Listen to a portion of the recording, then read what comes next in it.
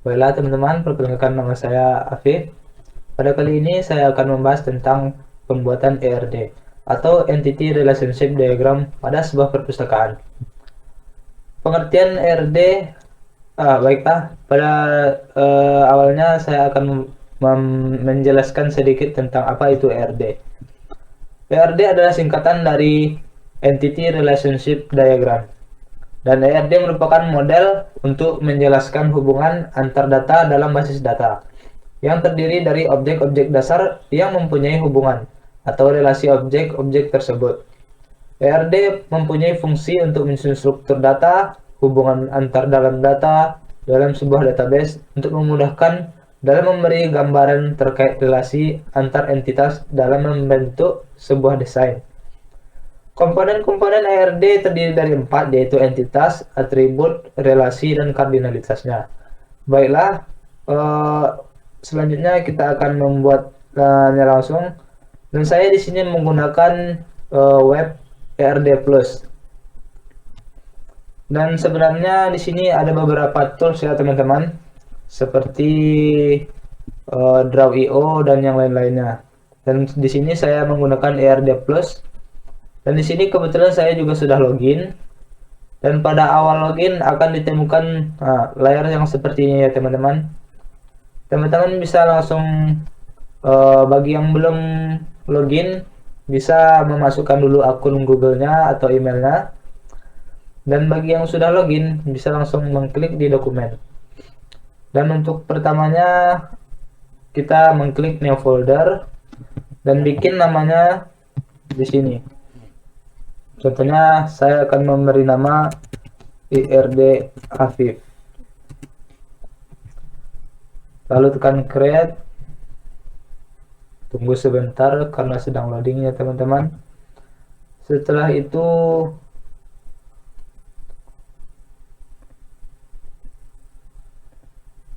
bikin di new diagram, namanya yaitu diagram ERD Afif. Create. Lalu kita klik diagramnya. Nah, di sini kita akan menemukan layar seperti ini. Nah, karena di sini terlalu kecil, kita harus perbesar sedikit ya teman-teman. Nah, di sini untuk awalnya kita akan membuat entity. Nah, di sini teman-teman akan lebih dipermudah kalau menggunakan tools yang satu ini. Di sini sudah disediakan tombol-tombolnya di sini dan teman-teman tinggal menekan-menekannya saja. Contohnya entity. Nah, di sini entity-nya satu. Dan saya mengisinya di sini Pemustaka.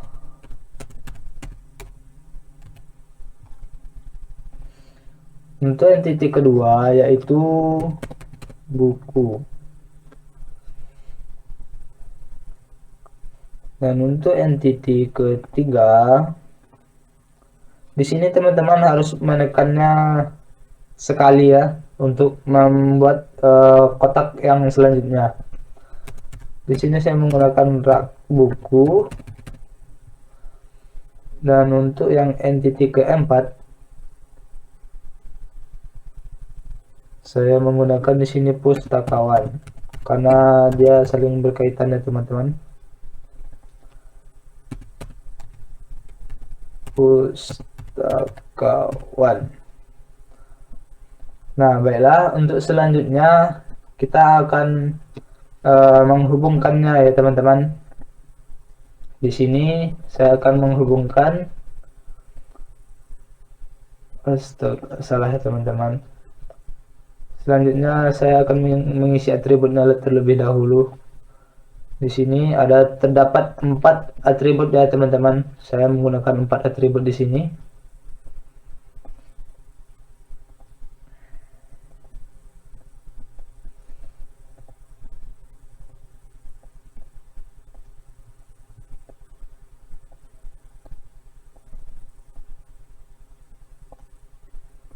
Baiklah, saya mengisi terlebih dahulu. kolom-kolomnya ya. Dan yang pertama yaitu ID pustaka. Dan atribut yang kedua yaitu nama. Atribut yang ketiga NIM dan jurusan.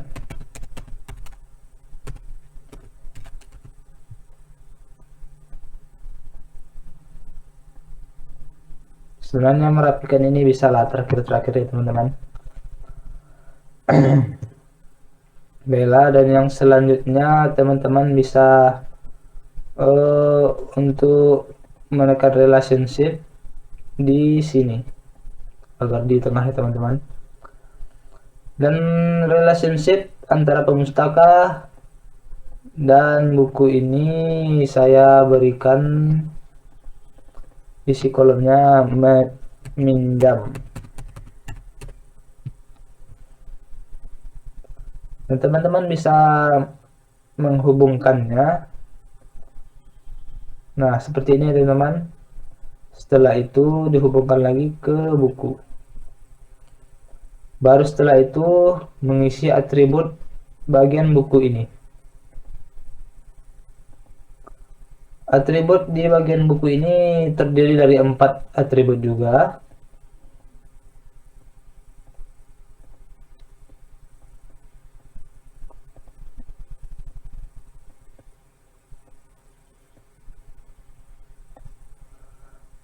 Dan yang pertama saya mengisi ID buku.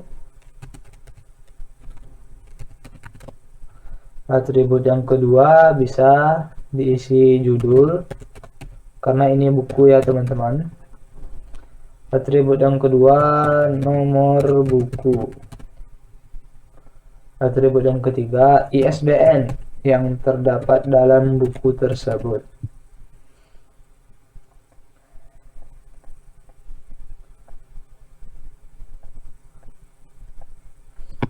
Nah, untuk selanjutnya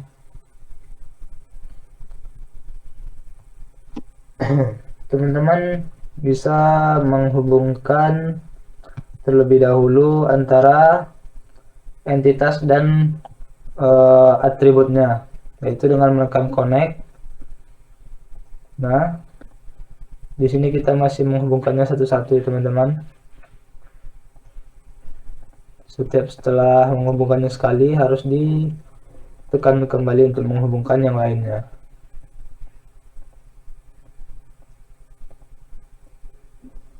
Nah, untuk yang selanjutnya teman-teman bisa menekan relationship-nya untuk yang di sini selanjutnya.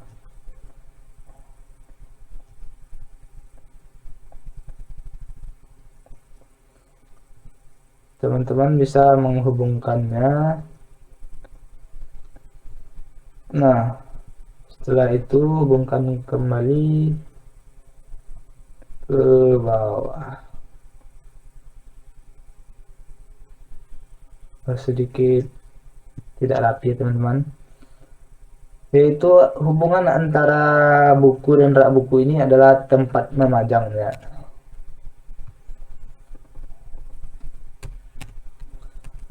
Memajang.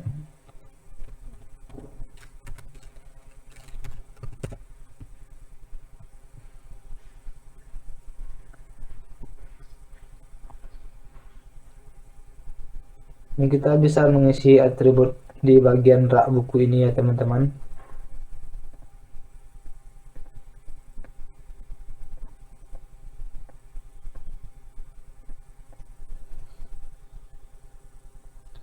Yaitu saya mengisinya dengan nomor buku. Nomor buku. Dan untuk yang selanjutnya saya mengisi info plus buku. Dan yang selanjutnya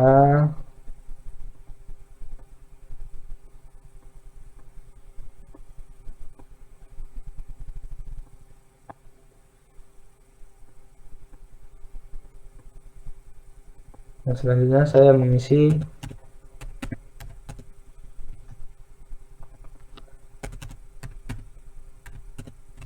tempat susunan, tempat susun buku.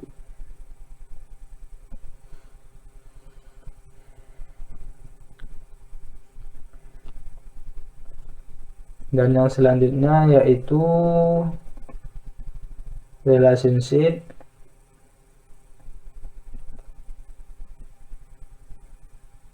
buku dan pustakawan. Saya mengisinya di sini membaca.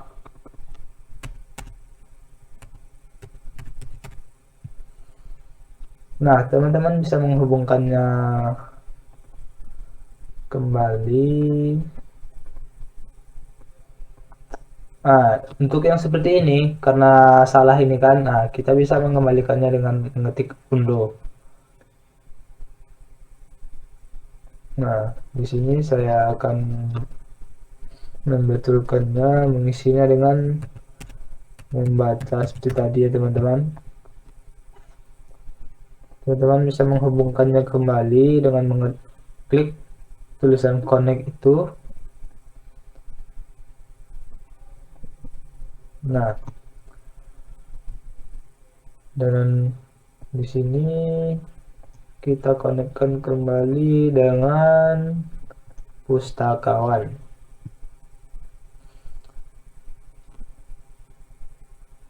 Nah, di bagian pustakawan ini juga terdapat atributnya, yaitu 3 atribut. Kebetulan saya menggunakan 3 atribut ya teman-teman. Di sini 1, sini sini 1. Kita tekan lagi, sini 1. Atribut yang pertama saya mengisinya dengan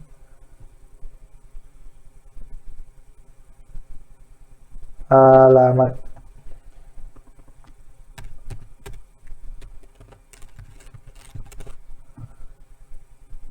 Dan yang di sini nama, dan yang di sini ID pustakawan.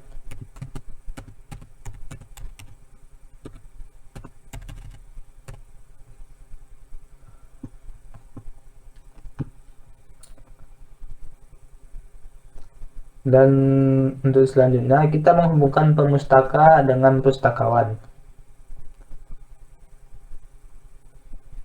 Isi relationship-nya adalah melayani.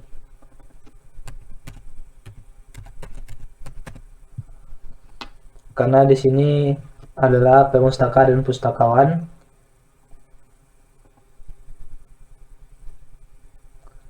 Dan di sini salah nama kita ya teman-teman. Baiklah, untuk selanjutnya menghubungkan antara pemustaka dan pustakawan.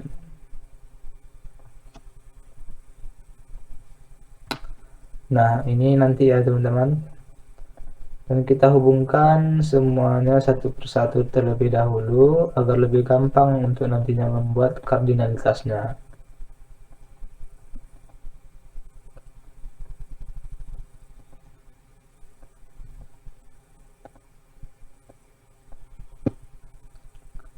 Nah, baiklah, untuk membuat kardinalitasnya kita harus, nah di sini antara pemustaka dan buku yaitu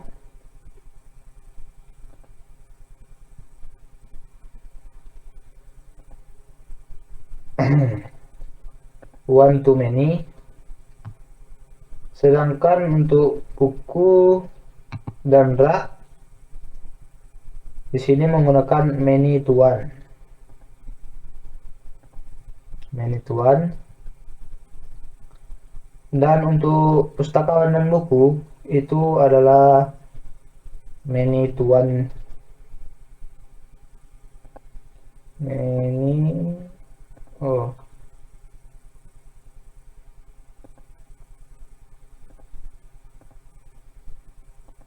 many to one.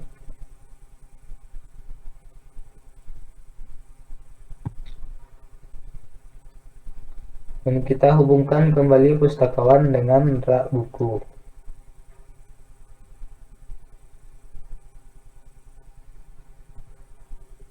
Relationship-nya di sini kita isi. Sebentar.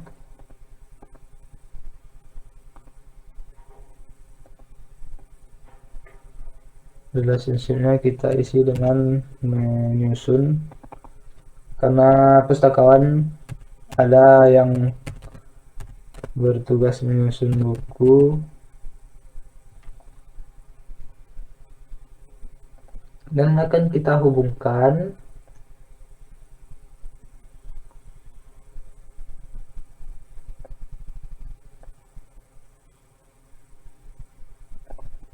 dengan rak buku. Sedikit agak miring ya teman-teman. Nah, sedangkan hubungan antara pustakawan dan rak buku ini menyusun menggunakan kardinalitas one to many.